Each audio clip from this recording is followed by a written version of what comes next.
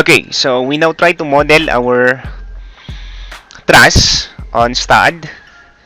Come up with a new project, and then you have 4 options here, no? So that depends on how you model your structure, whether in space, 3-dimensional analysis, and then plane, you have 2-dimensional analysis, floor. So if you're analyzing a floor slab, no? And then truss. Okay, so the assumption for truss is that it's the same with your theory, no? From your mechanics, that truss members will just be having a tension or in compression, no? So axial member forces, whether in tension or in compression. And then I will put the file name as truss, and then go to your directory where you want to save your file, and there are your units being in meter and then kilonewton, and then I will hit next. Okay, so you have here another options that will be popping up on your screen. Either you have add beam, add plate, no? I will just go to the edit job information so that I will be on the setup part of the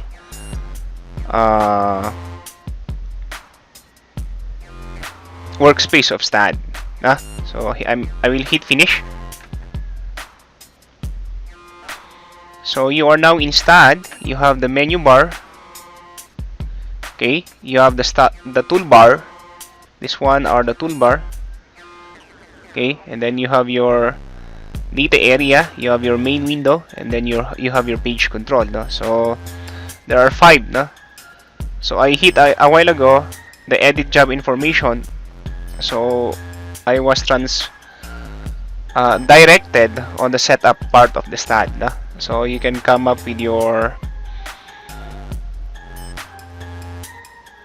data here. The job is truss design.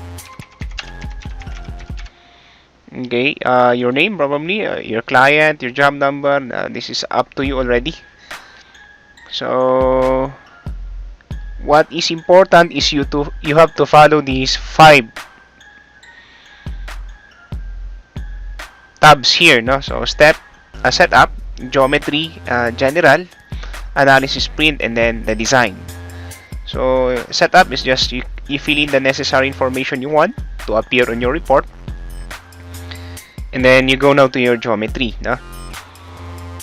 Our truss is a simple truss. No? So you have a whole truss. So you study the geometric figures of your truss. So you have 10 meters in length and then 2 meters in height. No? So there are 3 ways for you to draw, or there are so many ways you can model or finish your geometry under the STAAD. So number 1 is to try to draw on the main window. So I will just close. If you hit this one, the geometry, this will be appearing on your screen. Just remove this one. I come up with the first point or first node on the origin, and then hit enter.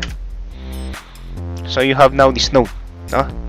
So my box, some other boxes are on gray area, so it's not activated. So just pinpoint or click on the main window. Okay, so let's now try to create this task in STAAD. Okay, so this is a node. Go to your node cursor, select this one, and then you go to geometry, translational repeat. Meaning to say, I will copy this node how many times? I think 10. 1, 2, 3, 4, 5, 6, 7, 8, 9, and then 10. So 10 times. So number of steps I will put there as 10. And then the default spacing would be 1 meter. And then I will link the steps. Okay, so, or never mind, or I will put first this one to 5, and then I will just mirror the left side to the other side. I will link the steps, hit OK. Okay, I am under a 3D view, so I will go to your view from the positive Z or front view. Okay, I'm still on the node cursor. Select this one. Go again to geometry, translation and repeat, or Control C, Control V, no? Going Y. Number of steps is 1, and then the height would be 2 meters. And then you try to link the steps already, no? And then you go to add beam, or geometry, and then add beam, no? Ito na lang yung icon na to, no? So from left to right, you select it there. Okay, so you have a beam, no? All of this one in STAAD are called beam. Okay, whether the column is also called beam on STAAD, no? So try to take note of that. I will go to my selection, a beam cursor. Select this one, then right click, insert node. Okay, so I will try to pair this one there on this top chord. So how many points do I have? 1, 2, 3, 4. So I will go with 4, and then click on add endpoints, then hit OK. Okay, then go to add beam again, from bottom to top, no? You go from bottom to top, click it there. Yes. Okay, so every time this will pop up, you just try to save, no?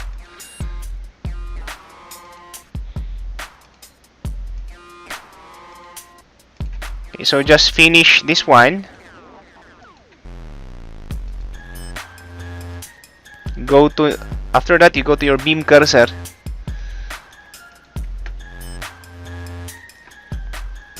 Select this portion and then try to mirror it out. Generate mirror, no? So imi-mirror natin dito sa, if that is on the 3D, sa YZ, no? So that would be your plane of mirror. So select this portion. Do not select this one kasi madodoble, no?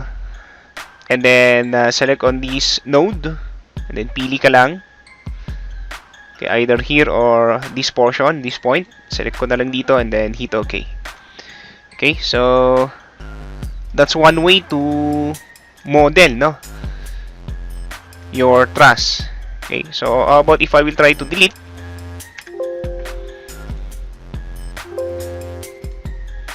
Then I will go with geometry, run structure wizard.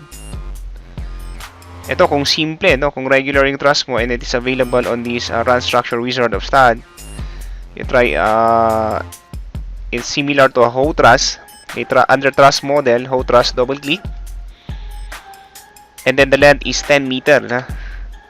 So number of base along length, that is 10 spaces, and then the height would be 2 meter, and then the width is i-zero mo lang, no? Kasi isang plane lang tayo. And then hit apply for us to check if that is true, na. So it's now created, and then go to file and then merge with STAAD. So yes, and then STAAD is asking me if I will put that one, put the node to the origin. Just hit OK, na. And then this will be, you're done with your model, na. And lastly is an importation of a CAD file to the STAAD file. Okay, so I will go with my AutoCAD. You should know how to manipulate AutoCAD, na? Come up with your template, ACAD ISO sa akin. Now check my units. I will go with meter, na? So hit OK. Then I will remove this one. And then line, na? My layer is layer 0. No need to create another layer. Mag-line ka lang. Okay.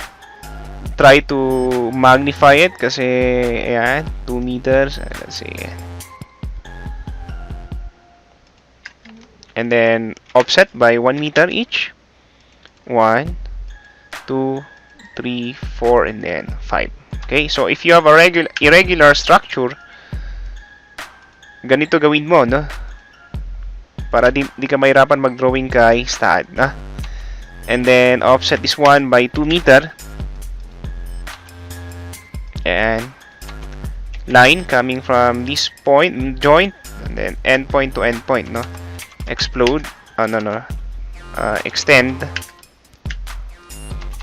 and then trim this one.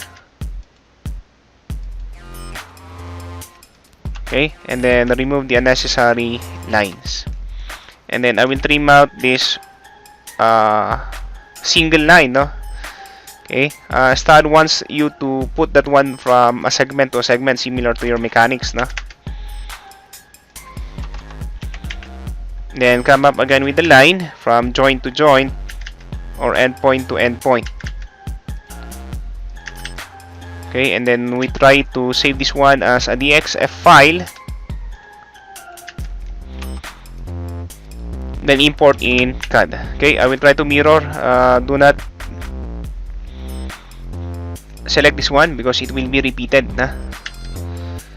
And no need for you to put this one in origin. Nah? It's a no need.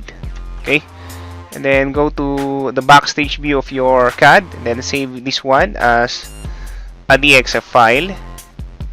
Okay, so find the directory of your file again. Then I will just put this one to TRUSS and then DXF. Okay, so save. You close out this one. STAAD doesn't want you to share with other file. Okay, and then select ko to. Just delete the files. Then go to File and then Import. And then this will pop up 3D DXF. So hit Import. And then you go with your directory again. 101. And then open this one up. Now in AutoCAD you have XY as your, if you're on the top view, X for X direction and Y for Y direction, no? But for STAAD, XZ, no? So I will just try to follow STAAD being Y up, no? Hit OK. And then meter and kilonewton would be the units. And then just wait for a moment. Then you have now your geometry, no? Okay, but if I will put this one to a front view, nakahiga, na? It's underlying. So I will go with 3D and then select all this one. I will hit Shift K for me to see the nodes. Shift K. And then generate rotate, na? From node 1, I will select this one. And then I will select the end for this portion. Hit OK. And then there, you're done with your geometry.